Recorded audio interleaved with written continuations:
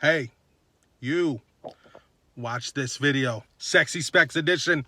I got a note behind me that you can't see that I writ just real quick because I mess this one point up all the time and I want to get it right.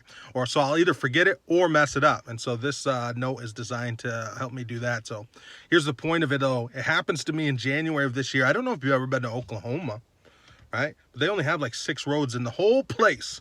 So you're not going to get lost in Oklahoma. But because there's not a lot of stuff going on in Oklahoma, you also don't really know that you're not lost when you're in Oklahoma. So I was out there and had the privilege of working with Oklahoma State Cowboys football this January.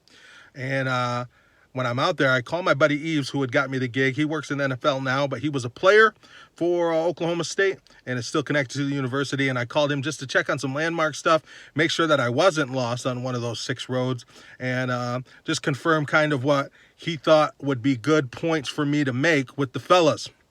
Now, at the end of that conversation, because I know that Eves is a guy who's on his way, and everybody that I know that's on their way, you know, they're going someplace special, I know that they're readers. So I asked him, what are you reading? And he says, Atomic Habits. Have you heard of it? Nope, haven't heard of it. So I know last week I said that I had never read a book until Nux had dropped that one on me, but now I love to read. It's the thing I do the most.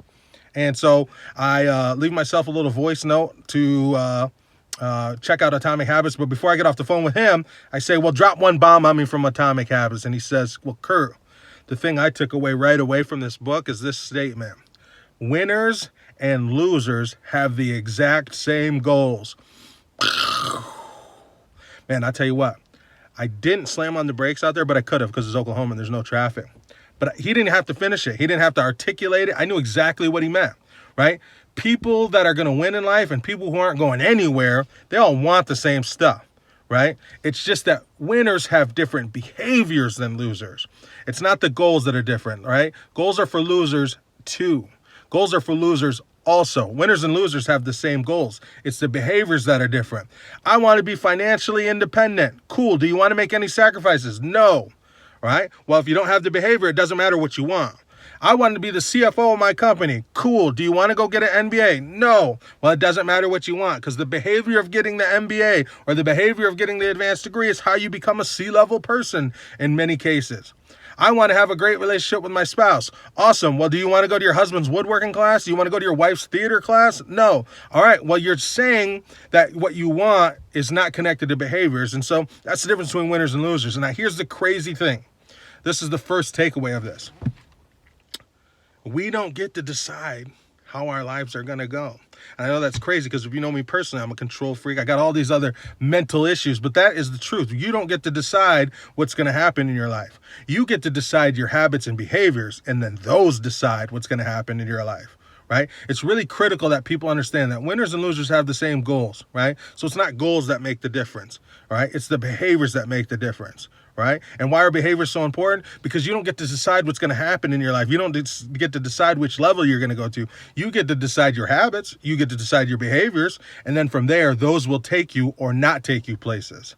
Right? It's very important to understand this. So here's a couple things to think about when it comes to behaviors and habits. The first one that I think would help everybody skip mediocrity would to have it become a habit that you put somebody in your life who can provide you with radical candor. Someone that once you have a outcome in mind can help hold you accountable. You need it, right? The old saying is if you want to get somewhere fast, go by yourself. If you want to get there for sure, go with others, or some other thing like that. I messed that up. That's not on my one of the notes, but you get the point, right? Going, if you want to go somewhere far, go with others. That's the thing, right? You want to get there fast, go alone. You want to go somewhere far, go together, right? You will be much better off in your life on your journey from here to there, whatever that means to you in your life, business, and relationships, if you have someone in your life who can provide you with radical candor. Here's an example. One of my people said, Kurt, you should be earning 7 figures, and one of the things stopping you is that you've got to lose some weight and you've got to get your teeth fixed. That stings, but it's truthful. And thank God I have that person in my life because we're making stuff happen right now. So you got to have it become a habit that people are in your life to hold you accountable, give you radical candor. Number 2 is this. You've got to make it a habit to have this philosophy of think, do, right? The second you have an idea of something that would be helpful, go do it. right? Get out of the paralysis of all of it. I know some people watching this video right now already know what they want to try on January 1st in terms of a goal in their life, business, or relationships. And the fact that you're going to wait till January 1st to even try it tells me that you have no shot. You have no chance, not a single chance at having that come to fruition. What will happen is in January, you'll try it for a couple weeks.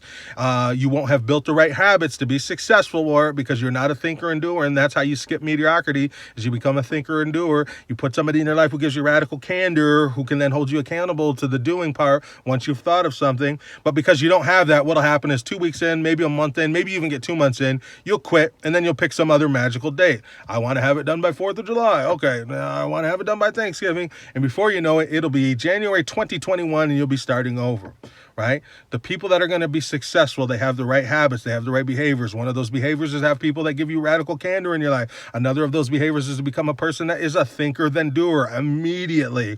And then the last piece that I'll leave you with this, because this is what I thought about on the rest of that trip in Oklahoma, is that the people that will achieve a lot, they have what I call winner's goals. This is not like some technical thing you'll find in a book, but I just know that winners do stuff different. One of them is how they look at goals. Their goals are all around behaviors. So, for instance, everybody might have a goal of saving some amount of money. Many people might want to save $1,000. So people think, well, I had to have goals. I got to write it down. So let me write down that I want to save $1,000. That's not what a winner would do. A winner would do the deep thinking. A winner would do the work. They would look and say, all right, I've been spending $8 a day at Jimmy John's or McDonald's or Wendy's or Firehouse Subs or wherever the place is. What I'm going to do now, instead of spending $8 at lunch when I'm at work, I'm going to, for the next 125 work days, I'm going to pay myself that $8. Boom. $1,000 saved. I'm going to take my lunch. That's how I'm going to do it. A winner would not write that I'm going to be a better parent. They just wouldn't do that.